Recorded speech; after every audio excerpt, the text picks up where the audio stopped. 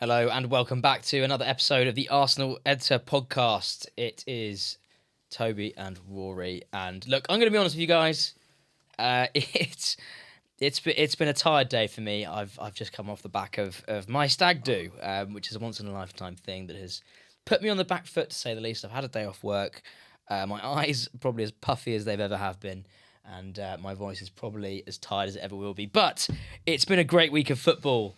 We won a Premier League game where Man City have, of course, drawn. And somehow it seems to have felt like a bit of an onslaught in the social media and a tough week. But we do have to remember it's been an amazing week. And we've got through in the FA Cup as well against Mansfield Town, the mighty Mansfield Town. Rory, how are you, my man? Good, mate. I think I'm feeling maybe a little bit better than you are. But you look sensational, mate. You look weathered and wisdomous. Wisdomous, I think, is the word. I agree. I've got 2 weeks before my wedding before I can just try and at least feel and look normal again. I was feeling quite good. Get the ice cubes on the eyes. Yeah, literally, and just like get there. No, mate, you look great. You know, that's when you realise like, oh, you are getting old because it's not like a weekend of drinking and you can just bounce up again. It's like no, that is you for a week now. Yeah, you know. Well, you look great, mate. You look great. It's been a good week, and thanks, man. Yeah, I mean, we can. Where do you want to start? I mean, it's been a lot of different things going on in Arsenal world. Yeah, good and bad, highs and lows. I think we've got to start with the highs. I think so because I don't know about you, but the best I felt all season, I think, was Wednesday. I think that's when was it Tuesday? Was it Wednesday when Brighton and City? It's also morphed into one.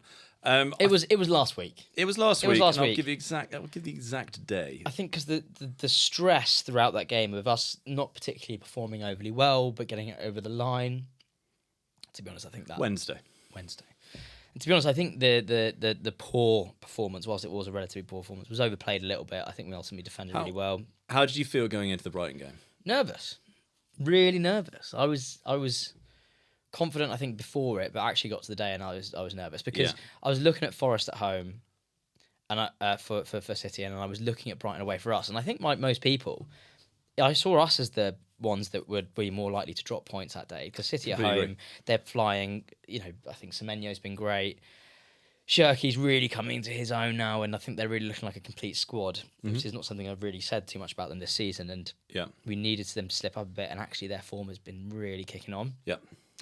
And we've actually taken zoom out. You know, I know we had those 2 draws in a row, but ultimately Brighton are a good team. Mm-hmm. They're a really good team, and going away to them is not good. And Fabian Hertzinger, which we'll get into, you know, I think he tried everything he could to make it as much of a discussion as possible about the time we take to take corners, the time we take any restarts. So clearly not just... I think, to be fair, it wasn't a terrible tactic from his point of view because I think it highlighted it to get the crowd up. Yeah. I think he basically pointed out so that the crowd could... And all this sort of stuff. And I think, you know, not necessarily a bad thing, but you know, his actions during the match were pretty insane. But so I was feeling a little bit nervous going into it, and... But as obviously the night developed, and we won't do like a full breakdown of that game because you know it was a while ago now. Yeah. But the more the nerves came through, City conceded, they scored, they conceded again. All the meanwhile, it felt nervy, but actually, I don't think Brighton created much at all. I think we were a bit crap, and I actually don't think they were that great. I think they had the maybe large share of possession, but I thought because he, as you say, he pulled every lever he could. Yeah, and he kind of set it up before the game to give the referee the most amount of chance, or the most opportunity to try and pull us up for every single pullback or foul that went on in the box for a corner. Mm-hmm. I thought the referee did really well. I thought he did really well. I did, yeah. There was, as I say, it would have been very easy for him to have bent the narrative and then started to give a lot more lenient fouls to try and make a point about what was going on in the media, what was being said before the game. But he stood strong. Credit to him. Had a good game, and I do get where Hertzler's coming from, but at the same time, I think we're not going to get into it too much. But you know, you read some of his comments and watch his videos about the post match, and the guy's won 3 matches in 16 or something. Yeah, I think crazy he's under pressure, isn't he? I think he needs to redirect his energy to to other areas of Brighton's game as opposed to focusing more on Arsenal and corners. But yeah, we didn't look fantastic. If it had been 0-0 at half time, I kind of would have feared for us trading too much more. But it's just the way it goes. We got lucky. But City dropped points in a crazy game. We'll be lauding Murillo if we ever do. Yeah. Well, if we do reach the promised land, that is the Premier League title. I think he will be one of the most iconic players that we'll be lauding this season for all the right reasons. But yeah, that last 5 minutes, I'm not gonna lie, was pretty. Wasn't not stressful, was it? No, honestly, I think I looked like you after that game. I don't think I've recovered since, to be honest. I actually don't know if it was a stag do, if it was the game. But I didn't sit down for an hour. I was just pacing, and it was the only game when I watch things online at my friend's house, there's a bit of a delay. Mm-hmm.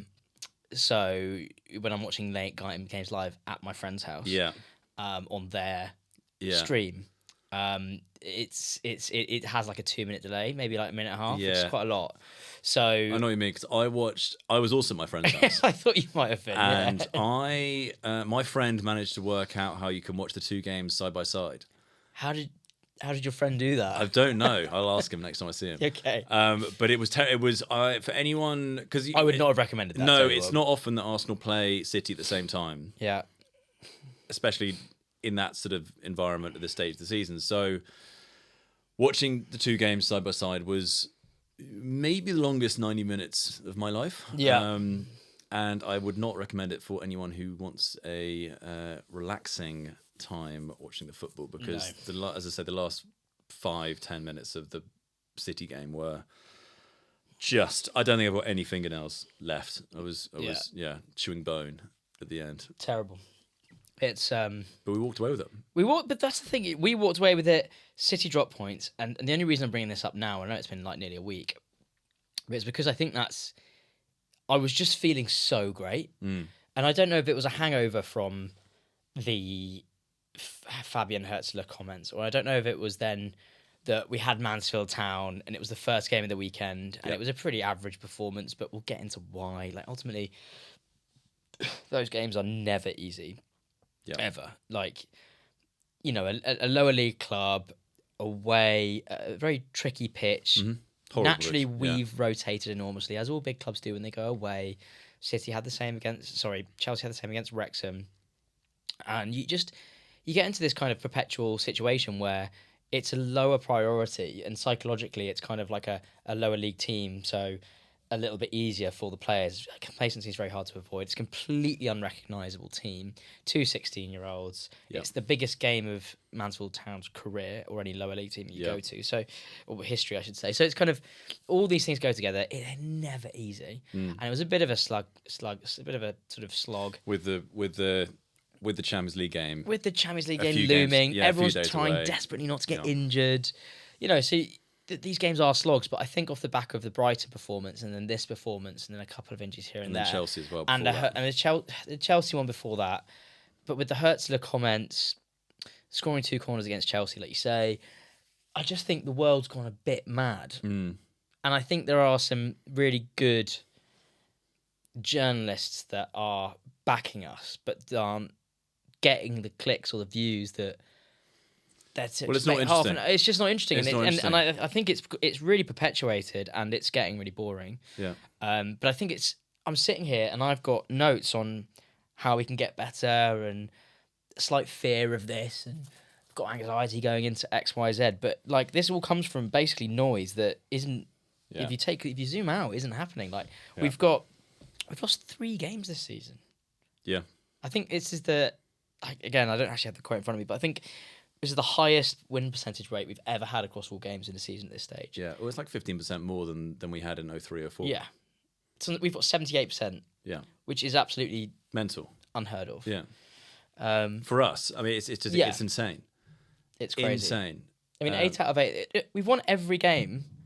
Every single game that's not in the Champions League. Sorry, not in the Premier League, we've won. Yeah. So that's it. Like, we haven't even drawn in any other competition. Yeah, I think going back to your points about the people coming out with rational views, not getting the clicks and the engagement that you would otherwise if you were clickbaity and stuff like that. I saw that Alan Shearer came out and said that again some of the stuff that's going on with Arsenal is just been taken out of context completely. But again, you're not going to share if you're a neutral, if you're a Villa fan, you're not going to send that to a Bournemouth fan being like, hey, you must check this out, this incredibly balanced, we talked about this last time. Well, exactly. It's the same thing. Yeah. So it's getting boring, isn't it? It is getting boring. I mean, it is to be honest, I think the Hertzler comments have kind of had the opposite effect because I think he was trying to draw light on it. But I think everyone's kind of, there are certain sections of the media that have taken a step back and been like, well, it is actually pretty stupid now. What the way that Arsenal are being, what's the word? Thought of, or the narrative around us is so unique for any team in our position in terms of grappling, corners, fouls, winning ugly, not being that pleasing on the eye. Alan Pardew coming out and saying we should have an asterisk against our name if we win the league. You never hear this from other people. You see it maybe in WhatsApp groups. You never hear it on, paid analysts or commentators or journalists, and it's weird, like really weird. Someone's put it really well in that people, there's a lot of people making a lot of money out of Arsenal clicks. Yeah, and I think it's because ultimately I think we bite as a fan base. Yeah, we do. And there's no doubt about that. Like I think culturally, that's just something that I see online all the time, with nibbles and arguments, and that's money to media. Yeah. In a time where media is really struggling, so the cheap wins of cheap clicks is it gets around. There was another clip about someone asked someone online who's sadly very prevalent on my timeline on YouTube. Yeah. And he was asked why he hates Arsenal so much, and he said because I wasn't really watching football at the time when Arsenal won the league because I was too young. So for him and many others, they live in a world where they have been giving us a lot of yip for winning the league, whatever it was back 22 years ago. Yeah. And in their lifetime, they've never really seen us win it. So for them, it's unjustified. Well, for them, for them to have the easy, dig at Arsenal fans saying, you haven't won the league in 22 years, you haven't won the Champions League, whatever. The sudden reality of that being in danger for them is annoying. Yeah. So they will try and find any single way to try and make that not happen, or to try and build pressure, or to try and build up the pressure, and hence why we're seeing things that have never really been spoken about for a team in our position being spoken about. It's crazy. It's the way that like the grappling example recently. Yeah. The Sky Sports thing I saying couldn't believe there's a grappling epidemic. But I actually completely agree with the concept. It's just that's a concept that's been around since the 50s. It hasn't changed, hasn't gone up, hasn't gone down. It happened in every league, in every corner of the world, and has done since the birth of football. And we don't, honestly, I watch Arsenal week in, week out, would you believe it? We don't even do it that often. Most of our tactics centre around people either queuing at the back and they come around, which isn't a grappling situation at all, or we do the grappling thing and we flood the sort of front of the 6-yard box, much like Chelsea did to us, and they absolutely nailed it, that we nearly conceded it from every single time. If you actually look at those grappling things against Chelsea, and every screenshot where people are complaining of us grappling, they've equally got as many players grappling us. Like, this is an epidemic. It's completely correct to highlight that. But, or we, if you watch Gabriel, we have a few people running in and then Gabriel runs around the back. It's like, well, guess what? Yeah, it's Gabriel again, by the way, guys. And he runs around the back and nods it back. We've got like 4 or 5 things like that. And only 1 or 2 of them include grappling or standing on the keeper as one of our tactics. And it changes depending on who the keeper is. And guess what? Against Robert Sanchez, I'm going to be standing on his toes because he's absolutely useless. You're right? But this isn't unique to Arsenal. This isn't something that we've come up with. Or I do just think, people really don't want Arsenal to win the league, and I kind of get that from a from a like fan if you- rivalry perspective, because ultimately it's not that deep. It's football, right? But people don't want a new champion because they've been slating us for a long time. And I also think people think that Arsenal fans will be insufferable, and they are absolutely correct because Well, you're going to make us insufferable. the more the more you do poke this, the what do you think's gonna happen? Yeah, the noise it's going to be, given how much stick we've been given now. But in terms of the Sky Sports article on Instagram, crazy. 4 of the 5 images, or 3 of the 4 images, were all of Arsenal players. I kind of think that within the media world, I don't know if they get commission-based payments based on views and engagement. Yeah, of course they will. Which is why it's a very easy. But it cascades win for them. But it cascades wider than that. Like we live in the social media world. How do we measure our success of the videos we post? Yeah. So we don't even get money from it. But like, how do we? We are open to it, by the way, guys. But like, just in case you didn't know. Yeah. No, but the we go, oh hey, we'll post a video. This video's done well. Yeah, because it's got 100,000 views or something. Oh, that's great. Why do we do that? Now, we've talked about it last week. We don't do any clickbaity videos, but well, that's up for discussion. Yes, exactly. Maybe if you give us money, we will. No, I'm joking. Yeah. But like, we won't ever do that. And we'll go. Oh, we measure it by success. And if you work for Sky Sports, and the media is a struggling industry as it is, from like big media perspective, and you are a junior social media strategist, and you're measured on KPIs. What are those KPIs? Reach, views, engagement. Yeah. And then you're a big exec going, well, we need to sell this commercial space to, I don't know, partners or whatever. Views is money. The more views we have, the more we can sell packages. All these things coming together, and it's like, okay, well, and if you're not doing it, TalkSport surely are. Yeah. Or TNT will be, so you don't want to be left out as the rational, exactly, the rational station that's only got a couple thousand because they've gone, but that's gone a different way. I completely understand, and that's the state of media. And I get it. That's so, if you're sitting there and you're doing that post about grappling, yeah, it's going to rile up a shit ton of Arsenal fans. Yeah, so there's your engagement, there's your likes. But equally, if you don't use pictures of Arsenal, you're probably not going to get as many likes, and they haven't even referenced Arsenal in that. I don't think. They have. I don't know, but I don't think. So anyway, it's if you're choosing the pictures to go with the text, you're probably going to go with the one that you think is going to get you the most to hit your KPIs of views and clicks. Yeah, I'm not going to lie. I'm kind of bored of it. As you alluded to, we came out of Wednesday night. We scrapped our way to a 1-0 win. Then to go and see City draw 2-2, and all of the narrative, as you say, has been on set pieces and us winning games, and people trying to find. But genuinely, something wrong about it. Am I going mad? But like, City dropped points. They lost. They conceded. They lost a lead twice at home to a team in the bottom 3.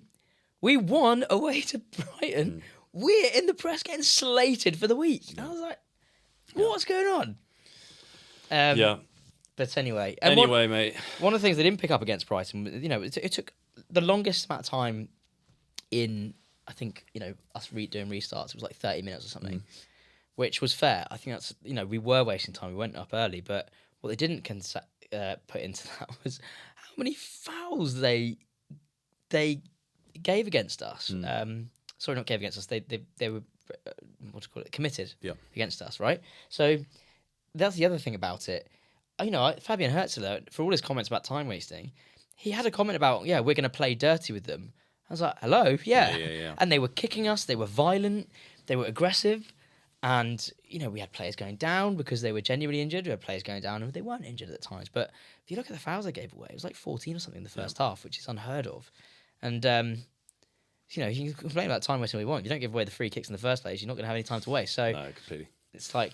But I think there's an important point here where we, as Arsenal fans, will, through the next few weeks, go through hell and back. Yeah. From a pressurized standpoint in terms of scrapping through games, dealing with the outside noise, dealing with the media pressure, dealing with friends, trying to dig you in on WhatsApp or whatever. Yeah.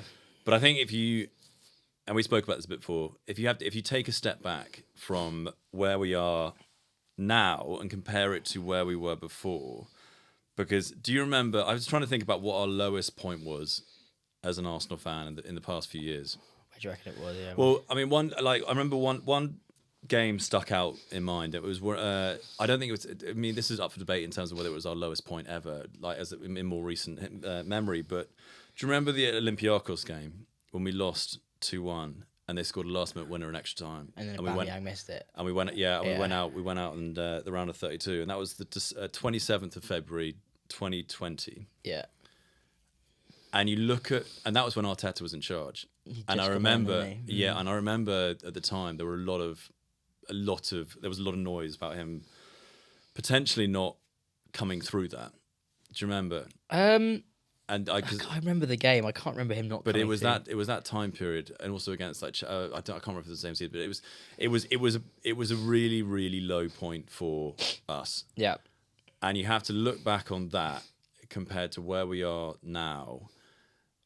And it may have been because the squad wasn't winning, but I remember looking at that squad, and there weren't really many players that you would feel it was nowhere as near as likable as it is now. I agree. And you just have to go through the squad list, and I don't think there's any single player on our squad that you would consider that much deadwood. Again, you could debate that, but I don't think there's anywhere near as much deadwood as there was a few years ago. But I think also you have, more importantly, is where we've come from, or we've come to in terms of where we stand in terms of the different competitions. And I think that people are so transfixed on the way we're playing, corners, set pieces, winning ugly, all of that nonsense, that I don't think people do step back and realise where we're at. Yep. And it's so important for us to do. And I'm going to try and make a mental note of it in the next few weeks, because otherwise, you just get swept up in it. You get swept up in the nonsense of outside noise, games going on around you. And it's not every day that we'll be in this position in all 4 trophies. We may not win them all, but we've got to try and make the most of it now, because it doesn't, as I say, these seasons don't happen every year. Yeah. At all. And look, I think I'm completely on board with the idea that we need a trophy of some kind to cap this off. And this isn't a cry to should Arteta be sacked if he doesn't win. That's not what I'm saying. I just think this group of players they deserve, and they should be winning something now. Yeah. And we are, insane position where we're in the final of one, quarter final of another, which we'll be hearing from very shortly as to who we're getting. Hopefully it's Port Vale at home or And looking at the way the Champions League draw's gone, and the rest of the FA Cup draw's gone, it doesn't feel like that's impossible. We've earned that Champions League draw. We've completely earned that coming first. Yeah. And let's not forget, what was our Carling Cup run? Chelsea in the semis, obviously City in the final, Newcastle. No, it wasn't Newcastle. I can tell you. Who did we have in the quarters of that? I can't remember. Brighton. Was it Brighton? I think we had Brighton in that run somewhere. Yeah. Okay. I'll find it now. You find that, but as you're getting up, that was a hard run. But in City in the final, Palace, yeah. So we had Brighton, Palace. Yeah, Brighton and Palace, and then Chelsea. Okay, so that's like three Premier League teams, and then we're in this amazing position in the Champions League where we've got a route that, whilst you can't take it for granted, ultimately, as good as Leverkusen are, they aren't a Bayern and they aren't PSG and they aren't like Real Madrid's that you'd see as difficult ties. And I do think that now that City have that side of things on their side, it's hopefully that's where City will tire. But you're absolutely right. We should be taking a step back here. I think we need to take advantage of a couple of the trophies we've got into now, and sure, we've got the players to do it. It's crunch time. Let's go through. Let's talk about the FA Cup game, because I think that's. Not only was it where we left this weekend, but actually it's also, we'll probably, in the middle of talking this, we'll learn exactly who we get in the next round. It was a great win. Maybe it'd be great to hear what you think about the two 16-year-olds, and maybe just shout to them. And I know Salmon made one mistake, and ultimately a 16-year-old in the back three. But I'd happily give him man of the match along with Dowman, just for the pure bravery. For sure. Stepping up and playing men's football at age 16. I don't know what sure. you were doing at 16, but I certainly wasn't doing that. Yeah, I dread to think what I was doing at 16. Yes. And what can you say? Thing is, it's, as you say, it's so difficult to play in a game like that where one side has never been up for a game ever, like, more in their life. Yeah. And for us, we've got to try and counter that with stopping us thinking about the next game, which is Champions League. Also Everton on the weekend as well. Trying not to get injured, and also your midday kickoff on the Saturday under the lights. Never trust the. Exactly. Never trust the early kickoff. Yeah, exactly. So there are a lot of people may say yes, it's Mansfield League One mid-season midway table, but I think it's a very basic view on it. It's not as easy as people think. It's not as easy as people think. Yeah. The pitch as well was not what they're used to. So it was just a case of getting through it and ticking it off as job done. Thankfully, we did that. Yeah. Although we have had, I think the only two negatives on it are obviously Calafiori's hamstring going for the 90th time. It's concerning, that, isn't it? It is a little concerning. Because, it is a little concerning. I do remember when we bought him, there was that sort of what they thought was going to be a career-ending injury that he had. Yeah. That he's had problems with. And I don't know, was it 35 million we got him? 35, I think. Yeah, 40 million, I think. He, great player. Like that, this season, I think, when he's played, he has been phenomenal. Mm-hmm. Like, properly phenomenal. But he's been player of the year standard. Player of the month a couple of times. Player of the team of the season standard. That's what I'm trying to get to. Yeah, for sure. But if I'm just looking at his games he's played for us, so he only played 19 games last year. Yeah, and he's played 21 games so far this year. It's not. In a season where we basically have like 60 games. More. Really? I reckon more. How many? Well, no, actually, that's nonsense. You say that 38 games plus 8 in the Champions League, plus 8 more. Well, it depends on how far you go. I mean, we're looking at like 50, 60 games. Yeah, sure. But it's not helpful. I know it's obviously not his fault, but it's not helpful to play a third of those games. Well, I think the difficulty is like we obviously had Tomiyasu, and the reason why we got rid of him was this reason. And I know he was on the right, but Tomiyasu often played on the left. And it's like, Calafiori is, I think, whilst often a left back, he's also that utility full back that we can use, throughout the back line. And again, he's just struggled for fitness. And it's a big outlay for a player that you can't really use very often. And I don't know the details of the injury, and maybe he'll be okay. I don't know. But it's tough. And I don't quite know where to place it. And fortunately, Hincapie stepped up to be fantastic of recently. But an MLS is tailing off a little bit. Yeah, I mean he's 23 years old and he's never played more than 30 games in a season for a club. Yeah, and that's obviously not including like the under 19s or under 21s for different clubs, but it kind of puts in perspective as to how fragile he is now. And I was really hoping that he would shake that tag this season, and he kind of did at the beginning. And I thought, right, well, actually, he's turning into a better player than I actually thought that he was when we signed him. Yeah, because I thought we signed him as cover for Gabriel. I wonder if him moving forward and playing so attacking and popping up as a second striker is having such a taxing effect on his body. It's a good point. Do you think? Because he's been asked to do a lot of things. Do you think that's? No, just putting two and two together now. Do you think that's like a common theme of this Arteta system? You actually think all our left backs have been pretty... Players being asked to do a lot more than they would normally. Yeah, I mean, just for left backs in particular. That I feel like our left back position has been like the defence against the dark arts teacher situation, where any player that we've had, if we actually go through our left backs there, Zinchenko could never stay fit. Yeah. and then sort of lost it eventually. Yeah. Calafiori, Yeah. obviously that's another one. Tierney. Could not keep him fit. Yeah.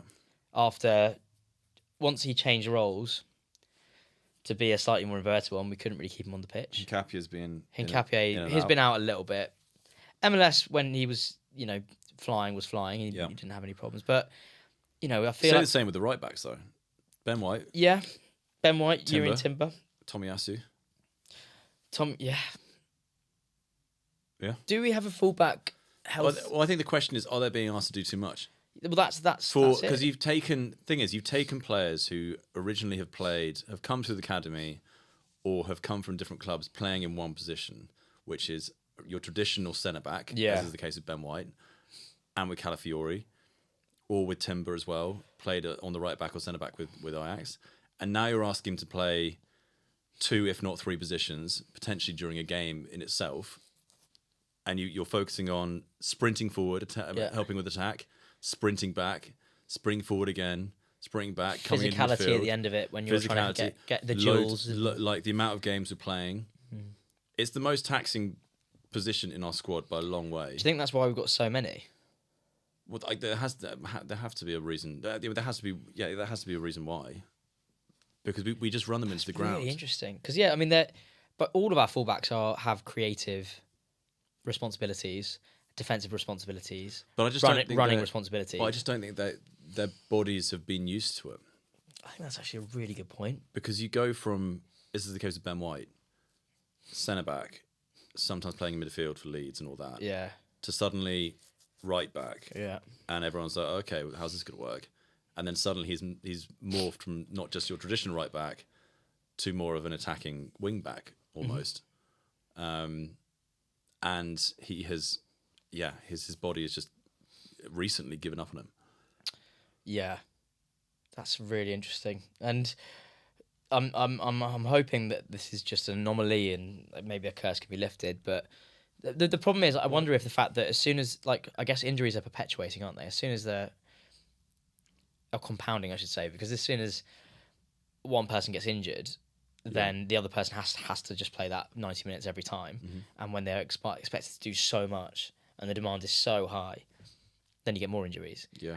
Like injuries begets injuries, and that's where I'm worried now. I guess that takes us on to the other issue of availability, and is that left-hand side now.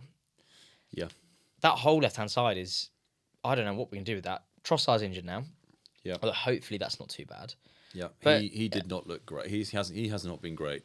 His drop for off, a month or two, maybe longer actually. His drop off has been pretty severe. You think back to when he scored that goal against Sunderland, and he was at the peak of his. I've never seen him play better. Yeah. We came on here and called him the most informed left winger in the Premier League. And I think he was. I completely agree. And he's just completely. I think he's actually just been really untidy as well. Like, it's not just the goals that have come with the assists. It's his simple balls that you would expect him to normally make just go completely awry.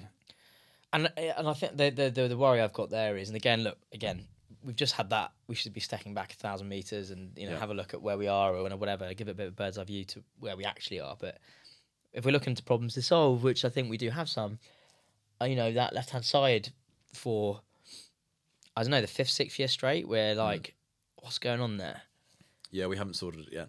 And without, I feel really sorry for Eze, who I know he's been great recently centrally, and I think he's starting to be more physical. I think he's starting to get the team, and I'm really happy with him. But the fact that he was so quickly discarded from that left-hand side after the Villa game, where he basically made one mistake, I was like, it's been a bit drastic. And don't get me wrong, I know we got Martin, I know we got Trossard, but they've both, I've got no idea what you're going to get. Martinelli looks terrible every time he starts, but looks great every time he comes on. But if Trossard's not there, do you start Martinelli and get one of those games from him? Or is there a way to put Eze out on the left and then get Martinelli into the game? But then Odegaard's injured. So you could, if you're going to play Havertz in the centre, what you could do is play Eze out wide on the left and then just have them rotate. And you could do the same with Saka as well. And Madueke. You could just basically have a very fluid fluid 3 just behind the striker. Striker being either Gyökeres or Jesus. So that's one way you could do it. I think at the moment, Martinelli hopefully will. I'm hopeful he'll play himself into form Yeah. in the Champions League, because we all know he is a Champions League player and better suited for the Champions League in much more open games, as opposed to, the low blocks and other tactics that Arsenal face in the Premier League. So I think he will be much more suited to games like Leverkusen. So hopefully, his record speaks for itself this season. So we'll see. Yeah, it's a tricky one, because I mean, in terms of the Leverkusen game now, let's do it differently. How would you set up for Leverkusen, and what changes would you make for Everton? It's hard to know, isn't it? Because let's assume everyone stays injured. But do we think Saliba's injured? Because it's one of those. The only reason I ask is because, ultimately we left Zubimendi, we left Rice, we left Saliba, but who, in theory, all of them could technically be injured because we didn't see them this weekend because it was Mansfield. Okay, worst case scenario, Saliba's injured. Who's your team for Leverkusen? Here we go then. Jesus Christ. David Raya. Yeah. Timber. Yeah. Gabriel.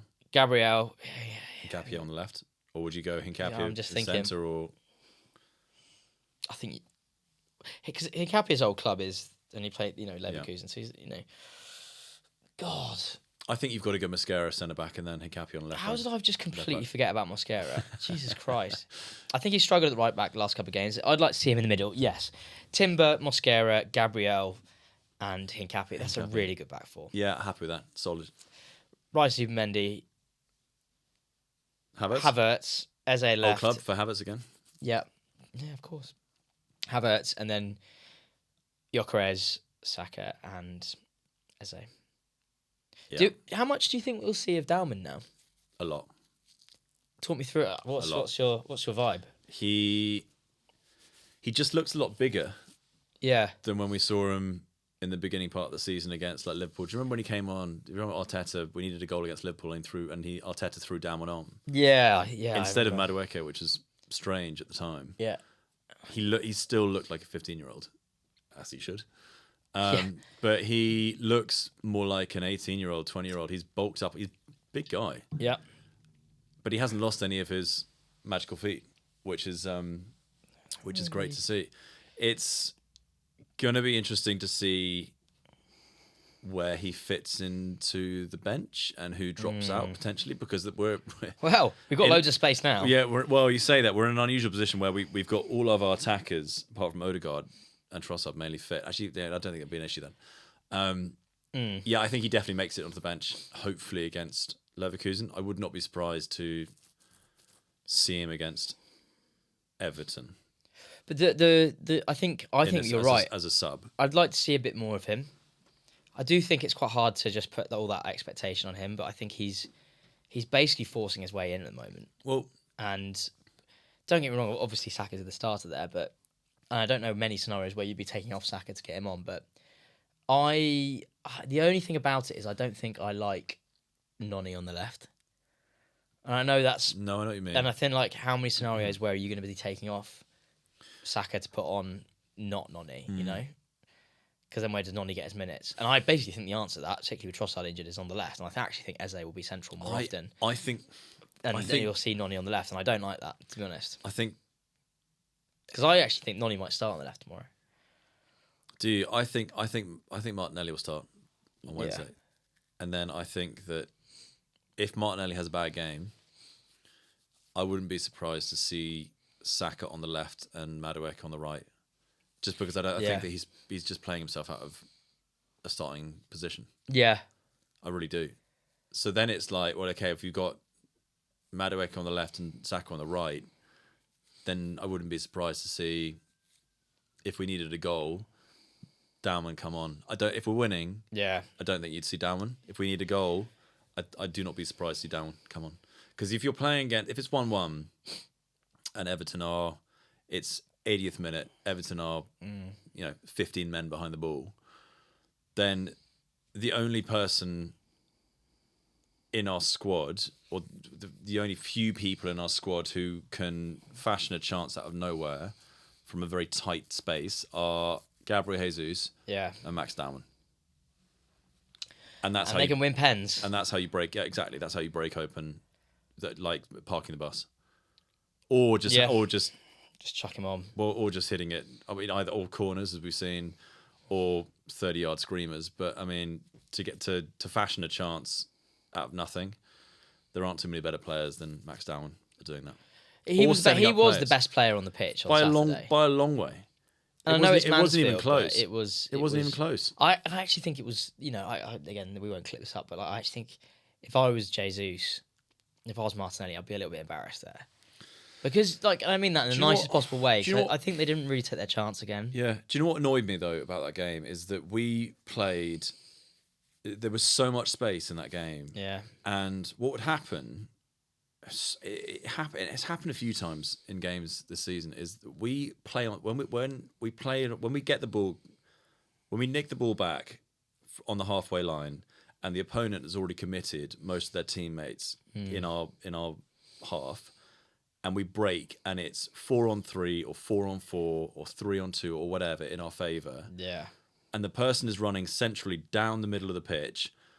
We don't ever just take it on and shoot. We always pass it out wide, and it's not like, more often than not, it's a bad pass that goes way too far out wide, gives the opposition a chance to get back, and then we cross it, and nothing happens of it. Yeah. And we just don't take the shot on. We don't ever try and beat the man or just shoot. It does feel that quite often. 100%. We always just play We're quite out. shot shy as a team. We really are. And the thing is, the stats sometimes don't show that. But when you're watching the game, we don't ever sort of back ourselves to shoot. And I remember I was looking back on. We spoke the other day about why Odegaard's stats have dropped off. Yeah. So dramatically.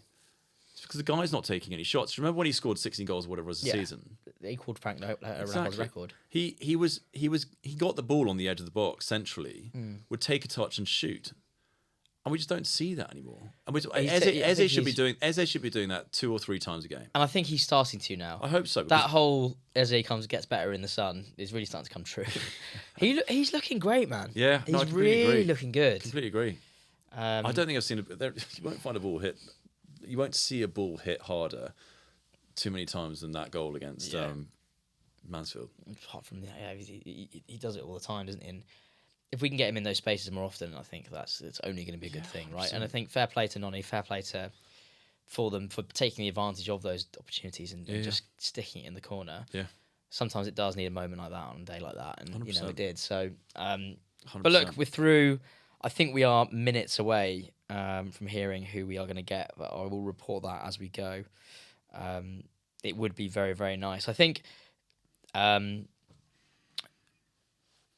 So yeah, we've talked about the injury. We talked about that. Where was I going to go after that?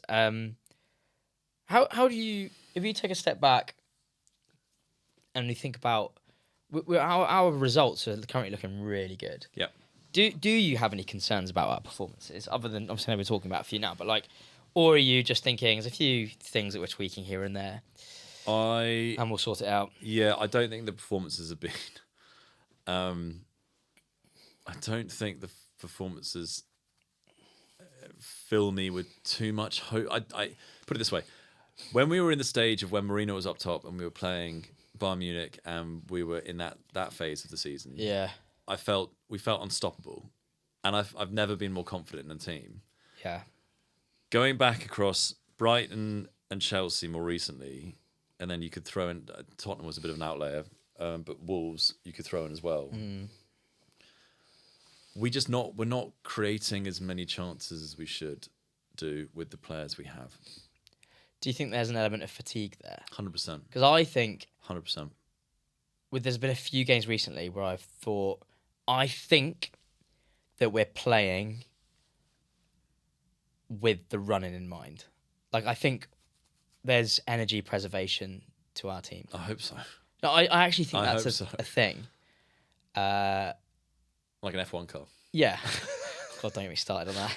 It's utter work. No. Yeah, I know what you mean. But I actually, sometimes, we should see United teams do it all the time. And I think if you look back to certain games where, actually Klopp was quite a big guy. Yes, he was known for his rock and roll football and he absolutely deserves that tag. But there were games where he would play a lot less like that, so that he could save big energy for the big ones. What?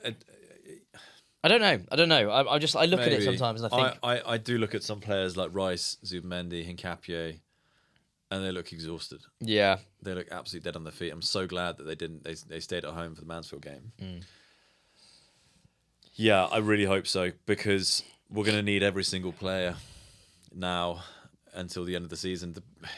You kind of forget last season how taxing the Champions League is, Yeah. and it was kind of easy for us to focus all on that because we were done in the Premier League, so we could put all our eggs in one basket. But now, you're fighting across 4 different fronts. Yeah. I don't know how Rice and Zubmendi are still standing. I don't, honestly. But they were completely sat down this weekend, and thank God for it. Right? Okay. So I'm hoping that they get to sit down this weekend. They sit down this weekend, and then they'll smash it out of the park. Hopefully against Leverkusen, and hopefully we're in a good place because we're playing them at home the week after. But let's see. I think players like. I think Christian Norga might be our most important player in the running. I'm not even joking, because he can play anywhere across that back 4 and in midfield, and can come on and just create another wall in defence. And without Marino, who's looking like a bigger loss. God, that is such a big loss every day, isn't it? Yeah. Every game at one point or another, I think I'd love to just get him on the pitch. 100%. He's just an adult in the room. You forget what he gives you. He gives you control, and I think that's a big reason as to why we are losing control in the late stages of games. Yeah, because you just need someone to come and take control, win the ball, either upfield playing as a striker, or just keep the ball in midfield and play the easy ball out. Yeah, he's an outlet that we just don't have at the moment, because you try and play the ball up to Jesus or Gyökeres, and they can't hold the ball up. No, and it's an issue. It is a bit of an issue. Do you remember when, just before he got injured, we made that big rallying cry to get him as the centre forward? Yeah, and God, I'd love to have seen where he'd have been if we hadn't made that rallying cry. Well, imagine where Gyökeres would have been. Because I think he'd be better. Do you reckon so? Well, I just think that he looks so. Yeah, Gyökeres is best when he's springy and he's got energy. I kind of think without that, he's not very much. And I think when he's got that high energy, he's great. And I also think, someone made the point that games open up towards the end of the games, and that's when he's likely to get his goals. Yeah, look at Inter. Look at Inter. Look at Spurs. Yep. All that sort of stuff. So, who was your man of the match then? Easy, Dowman. Okay, I'll go Salmon then, just because. Nice. I just think he deserves that. That's a 2 16-year-olds on the pitch. Yep. Big away day like that. I think that's really important. Yep. Okay, and what about your dick of the day? There's so many. Again,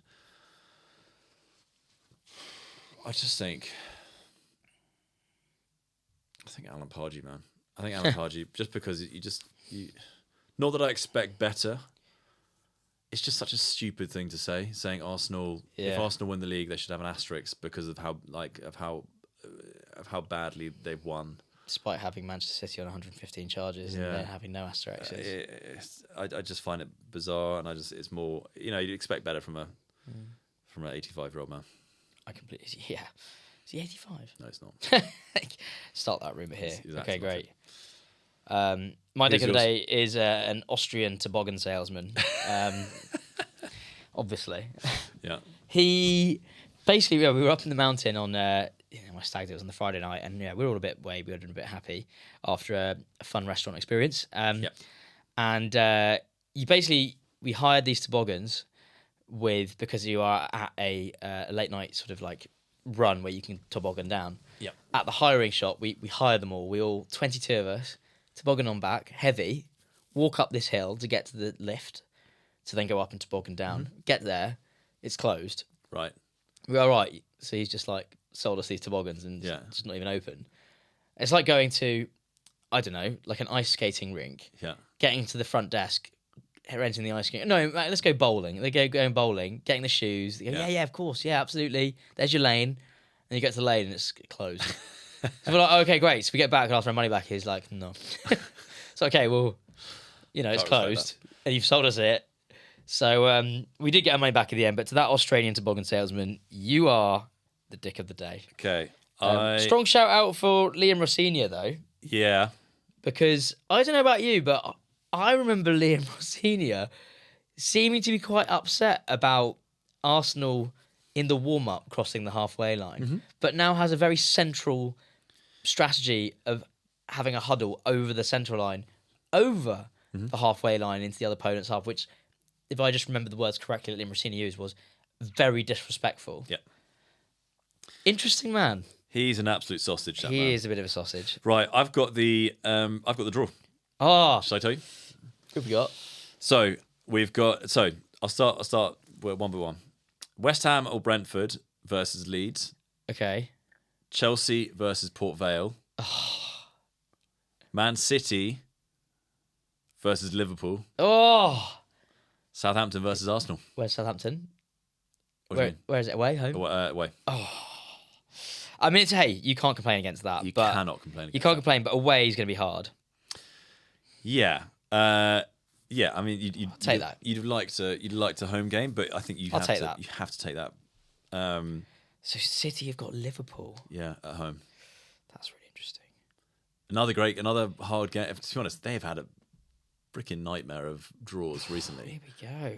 Which is actually Who? it's nice at City? City. It's nice to see because the past 10 years they've I had know. the easiest draws in the world. I know. So I'm glad it's all accumulating into just shit draw after shit draw after shit draw. And I kind of think it's the opposite for us. I think I don't know, but you've seen online go, oh, of course Arsenal going to get Port Vale, or of course. And I was like, are you joking? The last 10 years, I remember meeting Bayern every single round in the cup. We've had incredibly tough first round draws for like the last 5 years in the FA Cup. We deserve this. Wow. Southampton in the quarters. Interesting. West Ham versus Brentford or Leeds is good. So Chelsea got Port Vale at home. It's quite a good away day, that Southampton. Have you been? I haven't, but I've heard great things at St Mary's. I would like to go. Maybe we should go. We should go. Well, let's go to St Mary's. Is there any fixture list changes that we're expecting from that? That will be played on the 4th and 5th of April. Yeah. Let's have a look and see. I was also having a look at Leverkusen's fixtures, or just previous results. A lot of draws. Not that many wins, but you can never really tell. No. Right. What was I say? The 3rd and 4th and 5th of April. That means that we are sandwiched in between the League Cup final and Arsenal-Bournemouth. And is there a international break in between that? There'll be an international break, yeah. So we Is have it an the first one. So after, we have. I think it goes League Cup, international break, Then FA Cup. then FA Cup, and then Arsenal Bournemouth. For poor old teams like United and others, they don't play for 3 weeks, I know. which is insane. By late February, we have played more games than Man United can at all throughout the whole season. Yeah, insane. Insane. I wouldn't have it any other way. No, I wouldn't have any other way. But I think that means they've got quite a good opportunity to get top 4. Which, Yeah. Well, they should do. They should do. There were It is there what were it rumours is. they were going to win it Yeah. a couple weeks ago. God. Right. Well, look. Hey, on that bombshell, let's leave it there. I don't know. Have you got anything else to bring up for the game? I've got nothing else to bring up. I think, Nothing for the else. game. Apart from just hoping we can squeeze out 2 more wins this week. I think that would be a lovely way to round off the week, and it would be a great podcast next week if we do so. So, Exactly. I think we did quite well there, given the PTSD I've got from the weekend.